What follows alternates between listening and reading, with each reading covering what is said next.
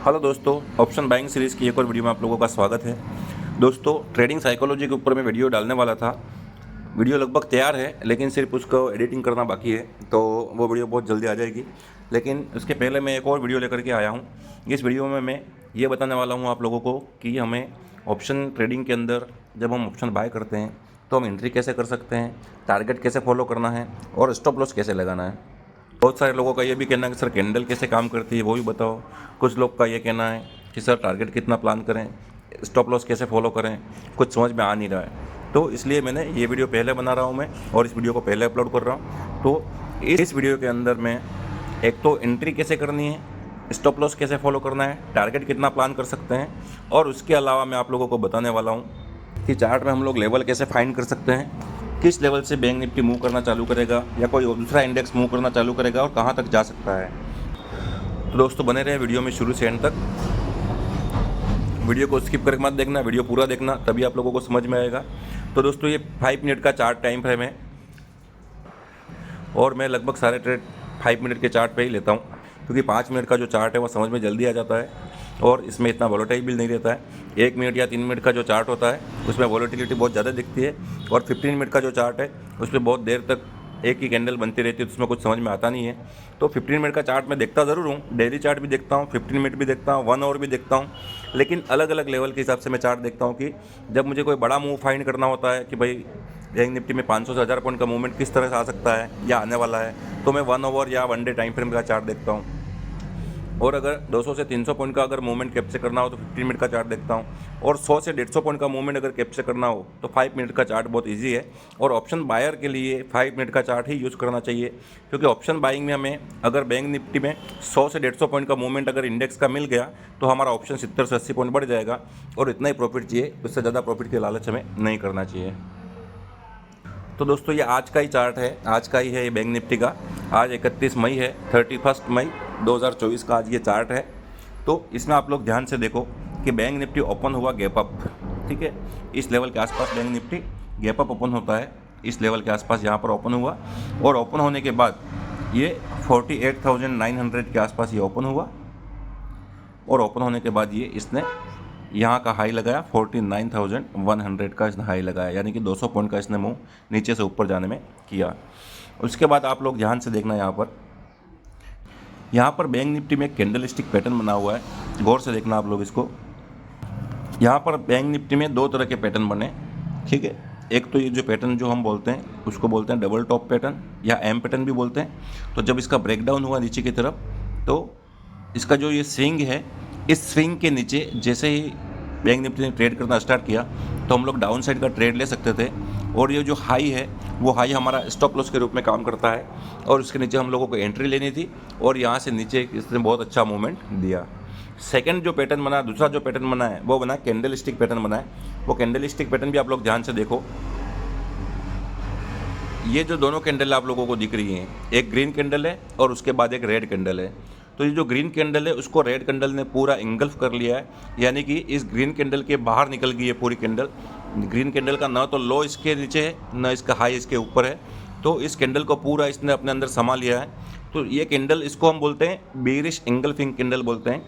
जब ये candle activate होती है उसके बाद डाउन साइड की तरफ बहुत अच्छा मूव आता है।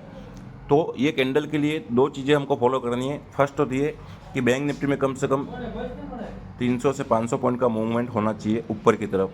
डाउन में 300 से लेकर के ऊपर की तरफ 500 पॉइंट का मूवमेंट होना चाहिए, चाहे आज हुआ हो इंट्राडे में या कल का और आज का मिला करके इतना मूवमेंट हुआ हो तो भी चलेगा। और दूसरी बात जो हमें फॉलो करनी है कि ये कैंडल एक्टिव कब होगी। ये कैंडल एक्टिव तब होगी जब इस कैंडल स्टिक पैटर्न के नीचे बैंक निफ्टी ट्रेड करना स्टार्ट करता है। तो जब इसके नीचे ट्रेड करना स्टार्ट करेगा तो वहीं पर हमें एंट्री बना लेनी है, और इसी कैंडल का जो हाई है वो स्टॉप लॉस के रूप में काम करेगा। तो यहाँ पर हमारी एंट्री हो गई, ये स्टॉप लॉस हो गया। अब टारगेट कितना फॉलो करना है, टारगेट हम लोग कैसे फॉलो कर सकते हैं। तो कल बैंक निफ्टी ने यहाँ पर इसी लेवल के आसपास कहीं क्लोज दिया था, तो सबसे जो पहला टारगेट होगा वो टारगेट हमें इसी क्लोजिंग के आसपास रखना है। अगर यहाँ पर एक आध कैंडल रुकने के बाद ये डाउन की तरफ वापस मूवमेंट करता है तो ये जो लो है वो लो हमारा दूसरा टारगेट रहेगा। तो जो लास्ट स्विंग जो होता है वो स्विंग बहुत इंपॉर्टेंट होता है, और वो हमें टारगेट फाइंड करने में हमारी हेल्प करता है। तो बैंक निफ्टी ने ऑलमोस्ट इसी स्विंग के आसपास का ही लो लगाया और उसके बाद धीरे धीरे करके ये ऊपर की तरफ गया। तो टारगेट कैसे फाइंड करना है मैं आपको और आसान भाषा में समझा देता हूँ। जैसे किसी ने यहाँ पर अगर एंट्री की है, ठीक है, बाइंग के लिए बैंक निफ्टी का कॉल ऑप्शन उसने बाय किया है, तो वहाँ पे एंट्री तो कर ली, लेकिन अब टारगेट क्या देखना है, टारगेट क्या देख सकता है वो, तो उसको टारगेट के लिए देखना है कि एक तो पिछला स्विंग कौन सा लगा हुआ है, तो एक तो ये क्लोजिंग है, ठीक है, कल की जो क्लोजिंग है वो, एक ये हाई है और आज का हाई, ये तीनों टारगेट के रूप में हम लोग फॉलो कर सकते हैं। हो सकता है हमने यहाँ पर एंट्री कर ली, एंट्री करने के बाद मार्केट धीरे धीरे करके ऊपर जा रहा है, हमको अच्छा प्रॉफिट भी हो रहा है, और इसी लेवल के आसपास अगर मार्केट जाकर के रुक जाता है, कल का जो क्लोजिंग था उस लेवल के आसपास मार्केट रुक जाता है, तो हमको यहाँ पर थोड़ा बहुत प्रॉफिट बुक कर लेना है और उसके बाद हमको बाकी की जो क्वांटिटी है वो क्वांटिटी होल्ड रखनी है। अगर इसके ऊपर धीरे धीरे करके निकलेगा तो ये जो हाई है इस हाई तक या लास्ट डे के हाई तक मार्केट वापस ऊपर जा सकता है। तो आप लोग देखो यहाँ से जैसे ऊपर गया तो इसने जो हाई लगाया वापस इसी हाई के आसपास, जो पिछला हाई था उसी हाई के आसपास से आकर के ये रुका। ये जो लास्ट डे का हाई था वो और आज का जो हाई है वहीं पर आकर के बैंक निफ्टी रुकता है, रुकने के बाद वहाँ से रेजिस्टेंस लेता है और वापस नीचे आकर के जब फिर वापस ऊपर की तरफ मूव करता है तो वापस से फिर उसी हाई के आसपास आकर के ये रुक जाता है। तो हमें टारगेट कैसे फॉलो करना है, टारगेट ऑप्शन का कोई टारगेट नहीं होता है, ऑप्शन का जो प्रीमियम होते हैं उसका कोई टारगेट नहीं होता है। टारगेट निकल के आता है बैंक निफ्टी का, इंडेक्स का, निफ्टी का, फिन निफ्टी का, इनका टारगेट निकल के आता है। और उसका भी टारगेट कैसे निकालना है मैं भी थोड़ा टाइम फ्रेम बड़ा कर लेता हूँ, आप लोग ध्यान से देखना। मैंने यहाँ पर 1 आवर का टाइम फ्रेम लगाया है, तो 1 आवर के टाइम फ्रेम में हम लोग देखेंगे कि अगर बैंक निफ्टी कल के लिए बता रहा हूँ मैं आप लोगों को, ध्यान से सुनना, अगर बैंक निफ्टी कल इस लेवल के ऊपर निकलता है, आज का जो हाई है इसके ऊपर निकलता है, तो इसका अगला टारगेट क्या होगा, अगला टारगेट होगा, आप लोग ध्यान से देखो। एक तो इसने ये स्विंग लगाया है, ये वाला स्विंग है जहाँ पर बैंक निफ्टी नीचे आया और नीचे आने के बाद इसने यहाँ पर सपोर्ट लिया, कुछ देर रुका और उसके बाद फिर इसको ब्रेक डाउन किया, तो इस स्विंग तक जा सकता है। और उसके बाद अगर ऊपर उसके ऊपर भी निकल जाता है तो इस स्विंग तक जा सकता है, ये जो हाई देख रहे हो आप इस हाई तक जा सकता है, ठीक है। और अगर बैंक निफ्टी इसको डाउन साइड की तरफ ब्रेक करता है, नीचे की तरफ ब्रेक करता है, तो ये जो स्विंग देख रहे हो आप, जो लो देख रहे हो, इस लो तक वापस आएगा। और अगर इसके नीचे भी आता है तो वापस से ये जो रेंज देख रहे हो आप, ये रेंज, इस रेंज तक वापस नीचे आएगा। ये वाला स्विंग हो गया, ये वाला स्विंग है, ये लो है, इन सभी लो के पास ये बैंक निफ्टी हल्का सा सपोर्ट लेगा और सपोर्ट लेकर के रुकेगा। तो अगर हमने यहाँ से सेल किया है या पुट ऑप्शन बाय किया है तो सबसे पहला जो टारगेट है वो हमारा ये होना चाहिए। उसके बाद अगला टारगेट ये रेंज होना चाहिए और उसके बाद भी अगर नीचे आता है तो ये जो लेवल हैं, ये सारे लेवल जो है वो सपोर्ट की तरह काम करेंगे। तो बैंक निफ्टी हो सकता है कि यहाँ पर आकर रुके और रुकने के बाद वापस ऊपर की तरफ जा सकता है। तो इस प्रकार से हम लोग लेवल को फाइंड आउट करते हैं कि अगर मार्केट यहाँ से निकलता है तो कितना पॉइंट ऊपर जा सकता है, कितना पॉइंट नीचे जा सकता है। अगर आपको फिर भी समझ में नहीं आता तो आप ट्रेंड लाइन ड्रॉ कर सकते हो। ट्रेंड लाइन कैसे ड्रॉ करते हैं मैं आपको बता देता हूँ। ट्रेंड लाइन ड्रॉ करने के लिए आपको कोई भी दो पॉइंट ढूंढने पड़ेंगे सबसे पहले, ठीक है। जैसे ये ट्रेंड लाइन है, यहाँ से मैंने ट्रेंड लाइन का ऑप्शन लिया, उसके बाद मैंने ये लेवल यहाँ पर देखा, एक ये लो है, इस लो से कनेक्ट कर दिया और मैंने एक लंबी लाइन खींच दी। यानी कि बैंक निफ्टी जब नीचे आया ऊपर से तो इसने यहाँ पर सपोर्ट बनाया था, यहाँ पर सपोर्ट लेने के बाद वापस इसी लाइन के आसपास उसने फिर सपोर्ट लिया और यहीं से ऊपर की तरफ गया। अब वापस जब इस लेवल को ब्रेक करके नीचे आएगा तो ये जो रेंज देख रहे हो आप, ये जो रेंज है, इस रेंज का जो अपर साइड का जो हिस्सा है, ऊपर साइड का, ये वापस से सपोर्ट के रूप में काम करेगा। और ये जो ट्रेंड लाइन जा रही है यहाँ से, ये ट्रेंड लाइन भी वहीं जा करके मिलेगी, तो ये हिस्सा सपोर्ट की तरह काम करेगा और बैंक निफ्टी यहाँ से सपोर्ट लेके वापस ऊपर की तरफ जा सकता है। एक और ट्रेंड लाइन ड्रॉ कर रहा हूँ मैं। मान लो कि ये इस रेंज का जो ऊपर का हिस्सा है, एक लेवल ये हो गया और दूसरा लेवल ये हो गया, इन दोनों को मैंने मिला दिया। इन दोनों को मिलाते हुए मैं एक लाइन खींचूंगा, इस लाइन को मैं अब आगे तक ले जाऊंगा। तो आगे तक ये लाइन कहाँ तक जाएगी, देखो आप, जहाँ पर बैंक निफ्टी ने इस एरिया में रेजिस्टेंस लिया था उसी एरिया में आगे जाके भी रेजिस्टेंस लिया और वहीं से वापस ये नीचे की तरफ इसने मूव किया है। अब आप लोगों को मैं कुछ और एग्जांपल बताता हूँ, एंट्री कहाँ पे होगी, एग्जिट कैसे करना है, स्टॉप लॉस कैसे फॉलो करना है, ठीक है। यहाँ पर आप लोग टॉप पे देखो एक शूटिंग स्टार कैंडल बनी हुई है, या तो इसके लो यहाँ पर जैसे पुट बाय करेंगे और मार्केट अगर इस कैंडल के हाई के ऊपर अगर ट्रेड करना चालू कर देता है तो हमें अपना स्टॉप लॉस लेकर के निकल जाना है। ये कैंडल बहुत छोटी है तो आप लोग 90 पॉइंट का एसएल, इंडेक्स का, बैंक निफ्टी का आप 90 पॉइंट का एसएल फॉलो कर सकते हो। जैसे हमारी एंट्री होती है एग्जांपल दे रहा हूँ, ये मत सोचना कि यहाँ पर 48,000 कहाँ है। एग्जांपल दे रहा हूँ कि 48,100 पे अगर हमने कोई पुट में एंट्री की है तो 48,100 से लेकर 90 पॉइंट का टारगेट कहाँ तक होगा, तो 48,190।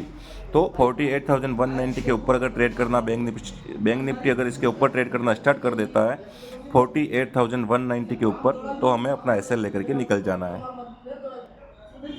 यहाँ पर एक और पैटर्न बना, आप लोग ध्यान से देखो, डबल टॉप पैटर्न बन रहा है। मार्केट ऊपर गया, नीचे आया, उसके बाद एक यहाँ पर सपोर्ट बनाया और सपोर्ट बनाने के बाद जब वापस इसको ब्रेक किया तो यहाँ पर एम पैटर्न बना है, डबल टॉप पैटर्न बना है।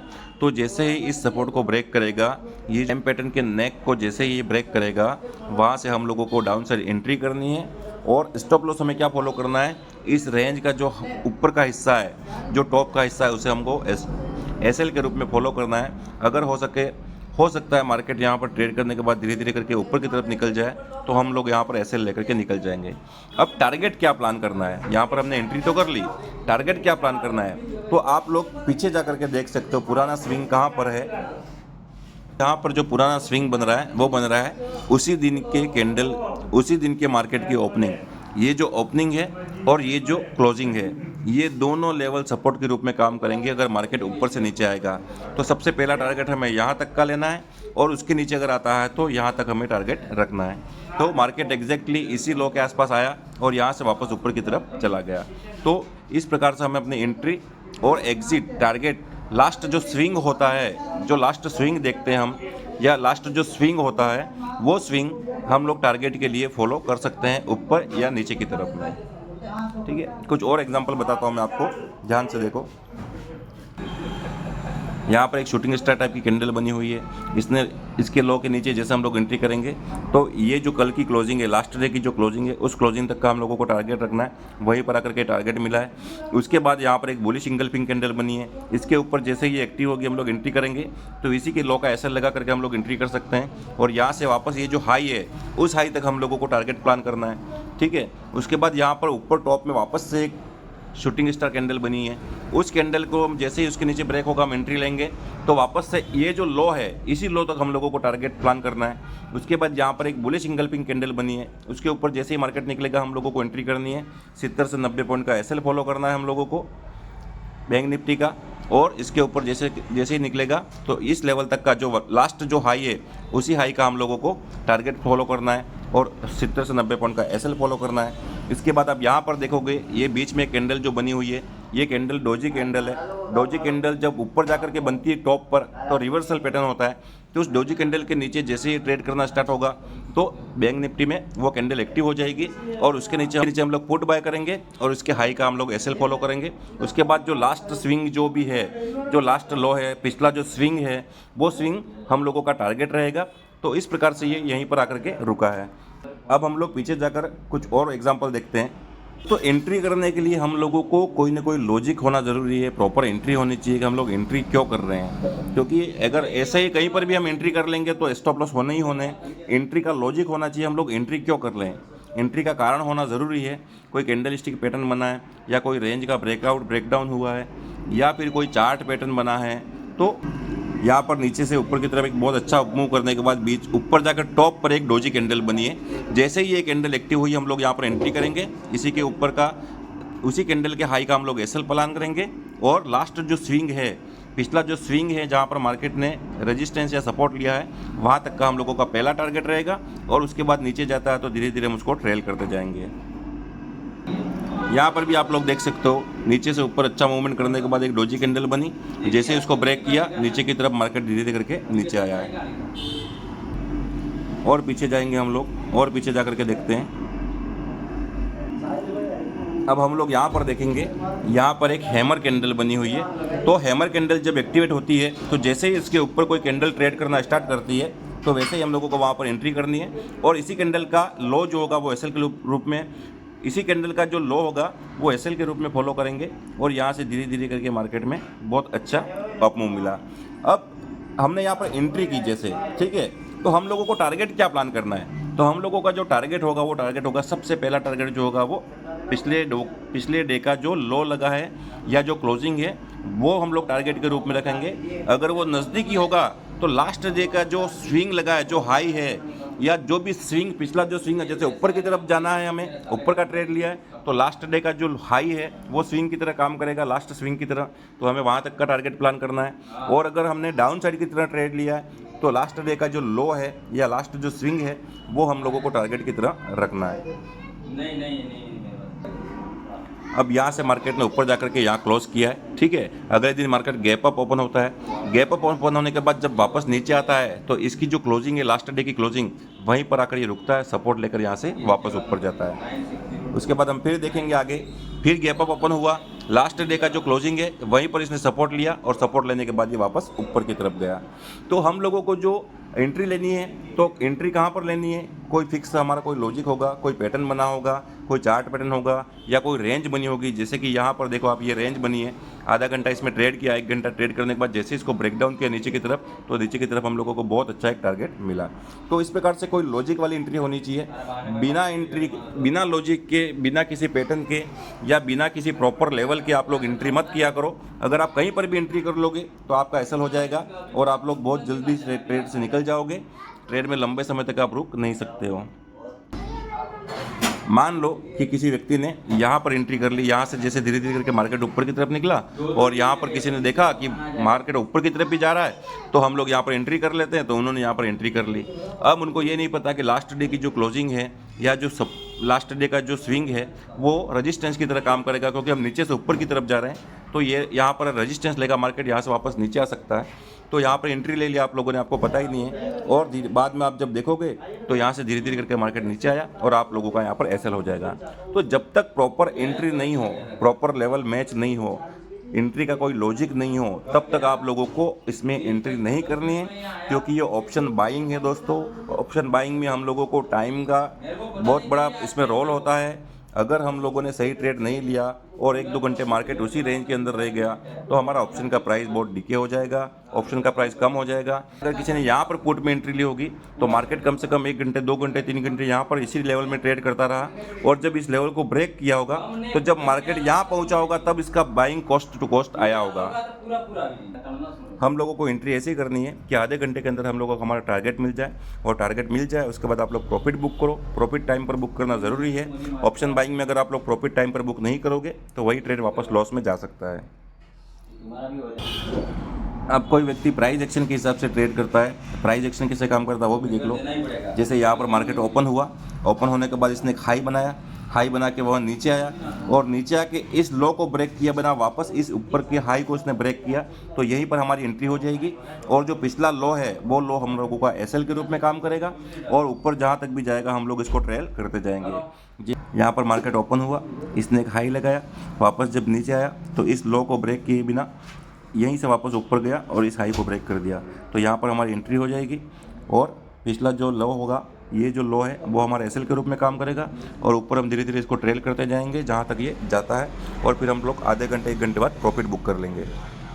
तो लास्ट डे का जो स्विंग है, पिछले जो स्विंग हाई स्विंग लो हैं, वह एक इम्पोर्टेंट लेवल की तरह काम करते हैं। अगर हम लोग ऊपर से नीचे आ रहे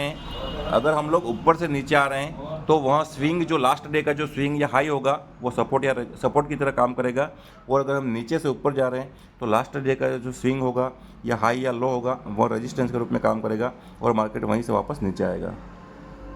अब कुछ लोग प्राइस एक्शन के हिसाब से ट्रेड करते हैं, वो लोग कैसे ट्रेड करेंगे वो भी देख लो। जैसे हमें अपसाइड का कोई ट्रेड लेना है तो यहाँ पर जैसे हमारी एंट्री हुई, यहाँ से मार्केट ऊपर गया, नीचे आया और इसको ब्रेक नहीं किया, और जो लो बनाया उस लो के बाद इसने वापस नीचे आया ही नहीं और इस हाई को ब्रेक कर दिया। मतलब मार्केट ऊपर गया, थोड़ा सा पुल बैक दिया और वापस जब इस हाई को ब्रेक कर देगा तो यहीं पर हमारी एंट्री बन जाएगी, ठीक है। और ये जो लो है वो हमारा एसएल के रूप में काम करेगा, और ऊपर जहाँ तक भी जाएगा जो लास्ट स्विंग होगा, जो पिछला स्विंग कहाँ पर है इसका, यहाँ पर, ठीक है ना, पिछला जो स्विंग है वो यहाँ पर है, तो उसी लेवल के पास जा के हम लोग प्रॉफिट बुक कर लेंगे। मतलब यहाँ पर हमने एंट्री की है तो इस लेवल के आसपास हम लोग प्रॉफिट बुक कर लेंगे, या जहाँ पर भी प्राइस एक्शन नेगेटिव हो जाएगा, यानी कि इस तरीके का प्राइस एक्शन हो जाएगा, वहाँ पर हम लोग अपना प्रॉफिट बुक करेंगे।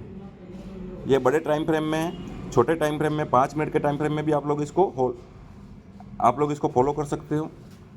दोस्तों जो प्राइस एक्शन और कैंडल स्टिक की जो एंट्री होती है वो एंट्री सबसे बेस्ट एंट्री होती है।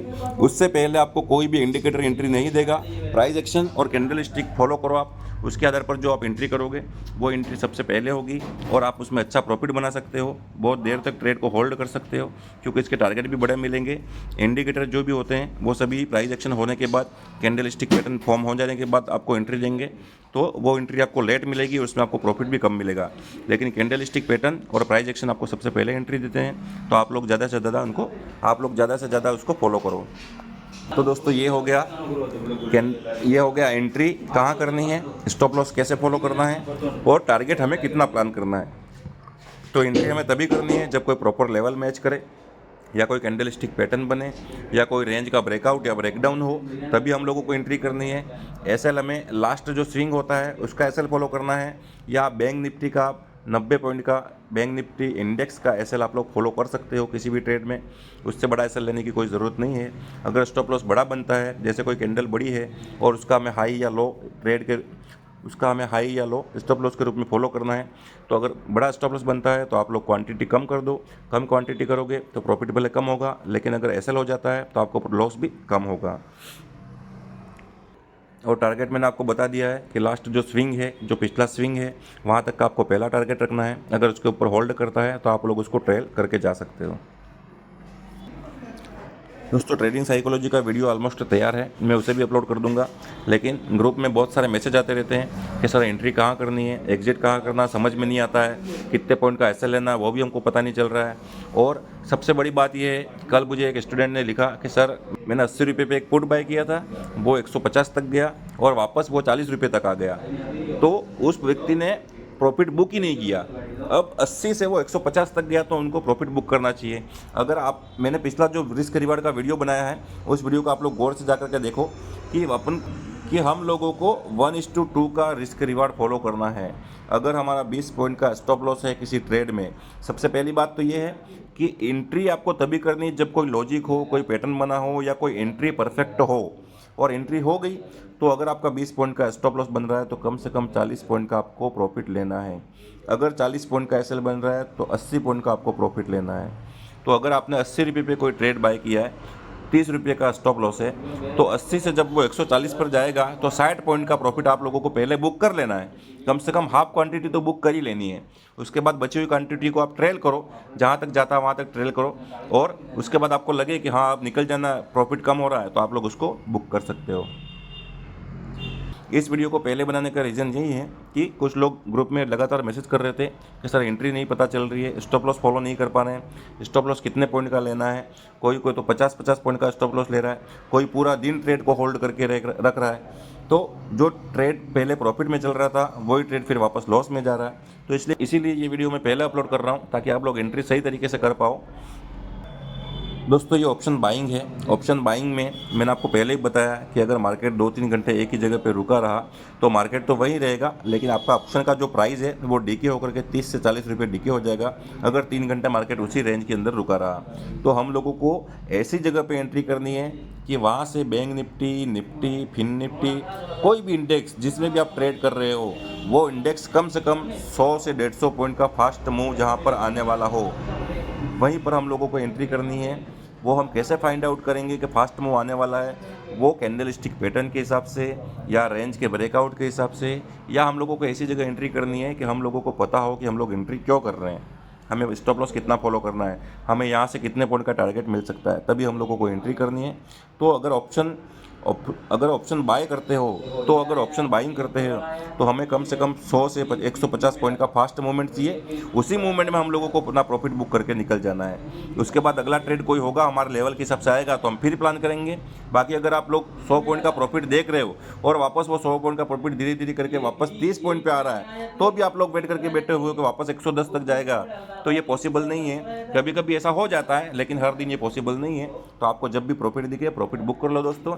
और दोस्तों आप भी अगर मेरे व्हाट्सएप ग्रुप में ज्वाइन होना चाहते हो तो डिस्क्रिप्शन में लिंक दे रहा हूँ, वहाँ से आप लोग मेरे व्हाट्सएप ग्रुप को ज्वाइन कर सकते हो। ये बिल्कुल निःशुल्क है, इसका कोई चार्ज नहीं है।